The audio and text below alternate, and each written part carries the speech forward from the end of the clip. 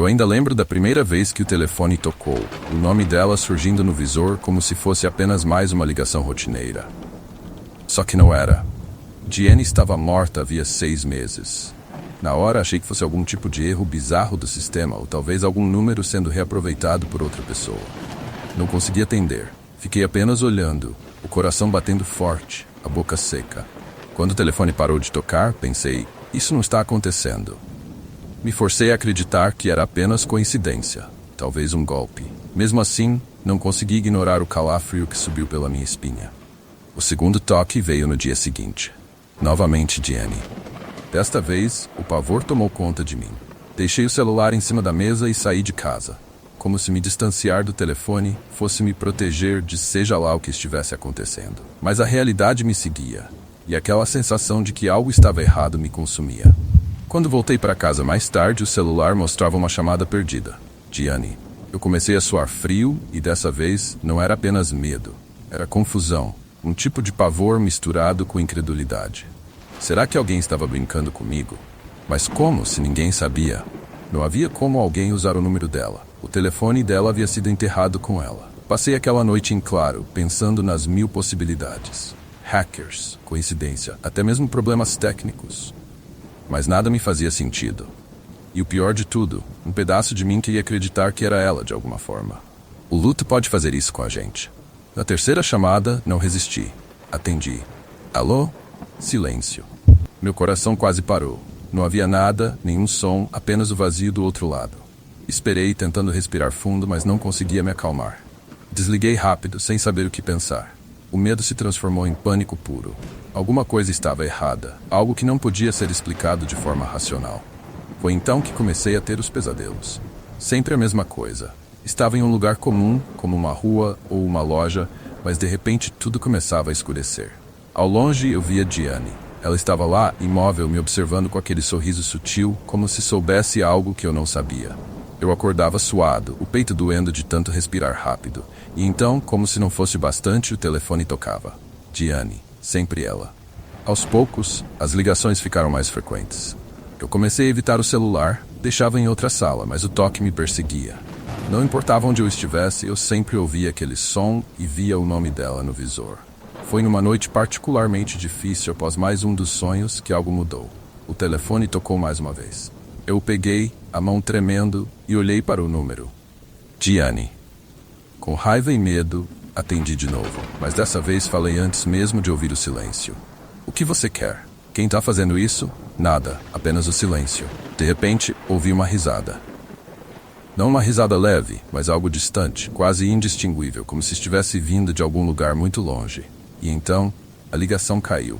Fiquei parado ali, sentindo o frio na espinha se transformar em pavor absoluto. Eu sabia que, seja lá o que estivesse acontecendo, não era apenas coincidência. No dia seguinte, fui ao cemitério onde Diane estava enterrada. Fiquei parado em frente à lápide dela, as mãos enfiadas nos bolsos, tentando encontrar uma explicação, qualquer coisa que fizesse sentido. Mas a única coisa que encontrei foi o silêncio. E aquele eco na minha mente, a risada distante, a lembrança de Diane nos sonhos, sempre observando. Naquela noite recebi mais uma ligação. A voz de Diane dessa vez falou, ou ao menos era o que parecia ser a voz dela. Por que me abandonou? Eu congelei. Meu corpo inteiro tremia, o telefone quase caindo da minha mão. Era impossível.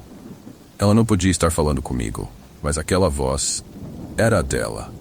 Desliguei rapidamente, atirei o telefone no chão, o coração disparado. Aquela era a primeira vez que eu realmente acreditava que algo estava errado. Algo muito além do nosso entendimento. A última vez que ouvi a voz de Diane ao telefone, me deixou em pedaços. Não era só o tom, aquele sussurro grave e amargurado que parecia se arrastar para fora de um abismo de ódio e dor. Era a ideia de que ela continuava a me encontrar, mesmo estando morta. A cada toque do telefone, o som parecia mais e mais pesado, como se carregasse consigo o peso de todas as lembranças e expectativas que eu tentei enterrar com ela. Mas Diane não queria ser esquecida, e essa verdade estava lentamente arruinando a minha sanidade. Eu me recusava a atender. Depois daquela última chamada, onde ela deixou claro o quanto me odiava por tê-la enganado, por tê-la abandonado, algo dentro de mim mudou para sempre. Eu estava exausto, mentalmente e fisicamente drenado, como se a cada toque ela roubasse um pouco da minha alma. O toque ecoava pelos corredores da minha casa, atravessava as paredes e me seguia até nos meus sonhos. Mesmo com o celular no modo silencioso, eu ainda conseguia ouvir o fantasma daquela campainha. Foi num daqueles dias de pesadelo que percebi o que precisava fazer. Estava cansado, desorientado, sem saber distinguir mais entre o que era real e o que era fruto da minha mente perturbada.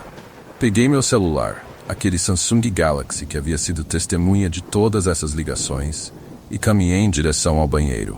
Eu me olhei no espelho, meus olhos estavam fundos, cercados por olheiras que pareciam uma moldura de desespero. Meus dedos estavam trêmulos e minha respiração curta e ofegante. Sem pensar duas vezes, levantei o martelo que havia trazido do galpão e, com um grito que misturava frustração, dor e loucura, esmaguei o celular contra o chão do banheiro. O vidro rachou sob a força do impacto. Os pedaços voaram por todos os lados, mas eu não parei. Continuei a bater no que restou do aparelho, mesmo depois que ele estava em pedaços. O martelo ressoava com cada pancada, afundando cada vez mais no piso de azulejo, rachando o chão, enquanto eu tentava, desesperadamente, expurgar a presença de Jenny da minha vida. Mesmo quando o telefone não passava de fragmentos irreconhecíveis, eu continuei. Cada golpe era como uma descarga de adrenalina, uma forma de liberar todo o ódio, medo e dor que eu tinha reprimido nos últimos meses. Minhas mãos estavam sujas de poeira e pequenos cortes, mas eu não sentia nada. A dor física não era nada comparada ao que eu estava experimentando por dentro. Quando finalmente parei, o silêncio no banheiro era ensurdecedor. Olhei em volta. O espelho estava quebrado. Fragmentos dele refletiam pedaços distorcidos do meu rosto. Eu me perguntei, por um breve segundo, como eu estava realmente me parecendo. Não havia mais nada que eu pudesse fazer ali. O celular estava morto, assim como Diane deveria estar. Mas será que estava? E eu, será que eu ainda estava vivo? Eu não conseguia mais ignorar a presença de Diane. As mensagens dela, uma sequência interminável de textos cada vez mais perturbadores, se tornaram uma parte inescapável da minha vida. Tentava seguir em frente, me concentrar no trabalho, ocupar minha mente com outras coisas. Mas era impossível. Cada notificação, cada vibração do meu celular me lembrava que ela ainda estava lá, me assombrando de uma forma ou de outra. As noites estavam cada vez mais difíceis. Em busca de um pouco de paz, mergulhei de cabeça no trabalho, tentando manter a mente ocupada. Mas isso só parecia intensificar o problema. Durante o dia, as sombras nas esquinas dos corredores pareciam se mover e os sussurros abafados por trás das paredes pareciam se intensificar. Era como se o próprio espaço ao meu redor estivesse tentando me dizer que algo estava errado. Numa noite especialmente cansativa, finalmente cedi ao cansaço e me entreguei ao sono. O pesadelo que se seguiu foi como uma tortura. Eu me encontrava em uma sala escura, sem portas nem janelas, apenas paredes que pareciam se estender para sempre. Cada passo que eu dava ecoava, criando um som de vazio interminável. Eu estava completamente isolado, preso em um espaço que parecia não ter fim. Foi então que Diane apareceu. Ela estava no canto da sala, sua presença quase etérea. O que mais me perturbou foi seu olhar, penetrante e frio, como se estivesse vendo através de mim. Seu sorriso não tinha malícia, mas sim uma tristeza que parecia ser feita de pura amargura. Ela se aproximava lentamente, e cada passo dela parecia arrastar um peso imenso. Eu tentava me mover, mas minhas pernas não respondendo, como se estivessem presas ao chão. A cada tentativa de avançar, o ambiente ao meu redor se distorcia, tornando-se mais aterrorizante. Diane se aproximava cada vez mais, e sua mão estendida parecia fazer o espaço ao meu redor congelar. Quando ela finalmente alcançou, eu senti um gelo profundo, como se sua presença estivesse absorvendo toda a vida ao meu redor. Despertar daquele pesadelo foi um alívio, mas o medo permaneceu. A sensação de que Diane estava de volta, de alguma forma, continuava a me assombrar. Durante os dias seguintes, as mensagens continuaram a chegar, cada uma mais ameaçadora do que a anterior. Eu tentei ignorá-las, mas era impossível. A cada nova mensagem, o terror se aprofundava, como se Diane estivesse tentando me fazer pagar por algo que nem eu entendia. Foi quando decidi buscar ajuda. Entrei em contato com um especialista em fenômenos paranormais, alguém que parecia entender o que eu estava passando. Sua abordagem era mais científica do que espiritual, e isso me deu um pouco de esperança. Ele ouviu minha história com atenção, sem pressa para julgar ou minimizar o que eu estava vivendo. Depois de ouvir atentamente, ele explicou que Jenny poderia estar presa a um estado intermediário, um limbo entre o mundo dos vivos e dos mortos. Falou sobre energias residuais e como algumas almas ficam presas, incapazes de seguir em frente. As palavras dele, embora difíceis de acreditar, pareciam se alinhar com o que eu estava experimentando. O especialista me forneceu alguns itens e instruções para realizar um ritual de proteção em casa. Era uma tentativa de criar uma barreira contra a presença de Jenny. Naquela noite, segui as instruções meticulosamente, o coração batendo rápido com cada passo que dava. O ambiente estava carregado de uma tensão palpável, e eu podia sentir a presença de Jenny como uma sombra invisível ao meu redor. O ritual parecia funcionar, pelo menos temporariamente. Havia uma sensação de alívio, uma breve pausa na presença opressiva que eu estava enfrentando. Mas eu sabia que isso era apenas uma solução temporária. Jenny ainda estava lá, e a batalha estava longe de terminar. A cada dia, eu sentia a ameaça crescente. A sensação de que Jenny estava esperando o momento certo para retornar nunca me abandonava. A verdade era que, enquanto eu tentava lidar com tudo isso, eu percebia que Jenny não era apenas uma lembrança do passado.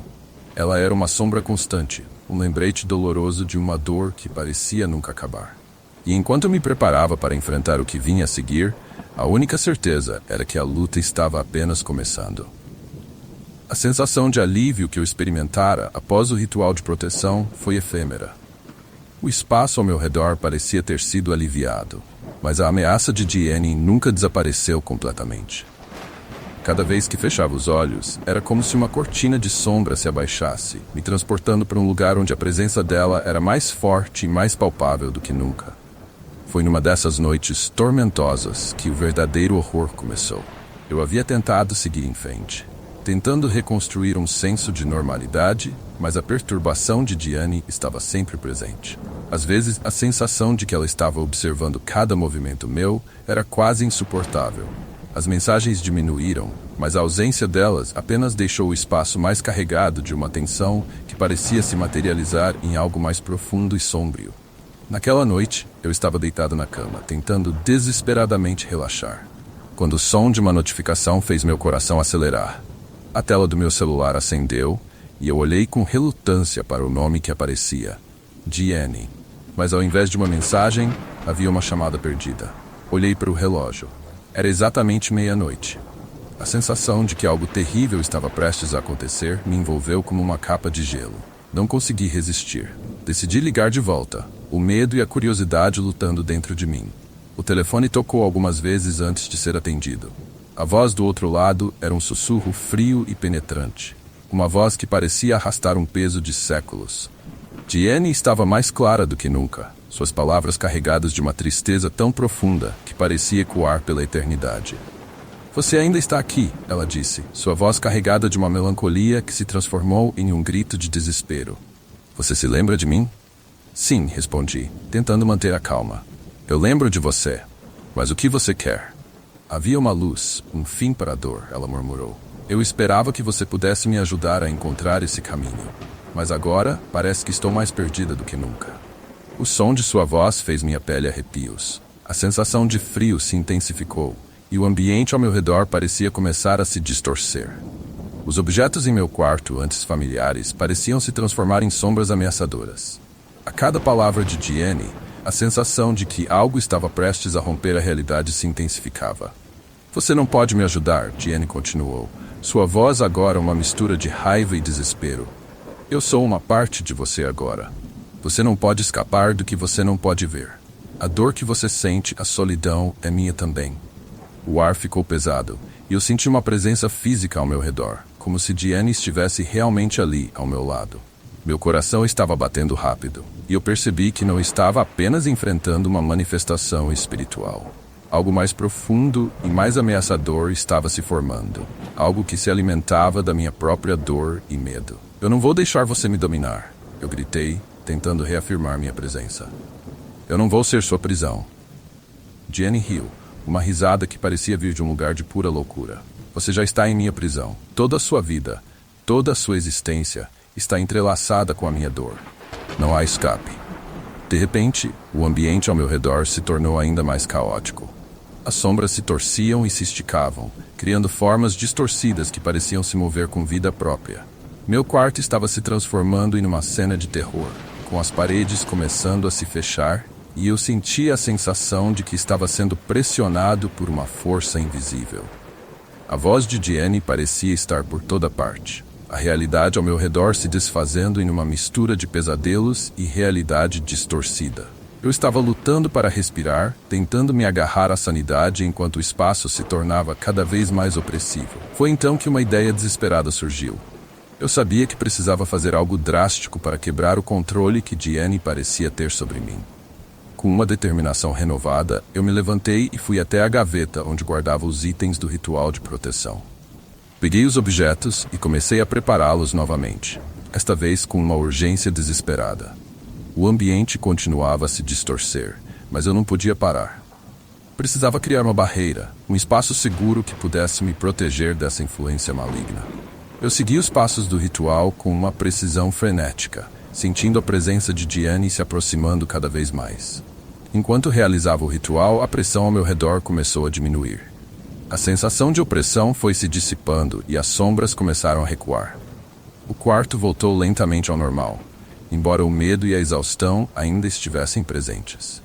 Eu sabia que isso não era o fim, mas pelo menos, por agora, eu tinha conseguido um breve momento de paz. Subscreva ao canal para não perder sequer uma história e compartilhe suas teorias e sentimentos nos comentários abaixo. O que você acha que Diane realmente quer? Qual será o próximo desafio para o protagonista? Sua opinião é crucial para moldar a próxima história.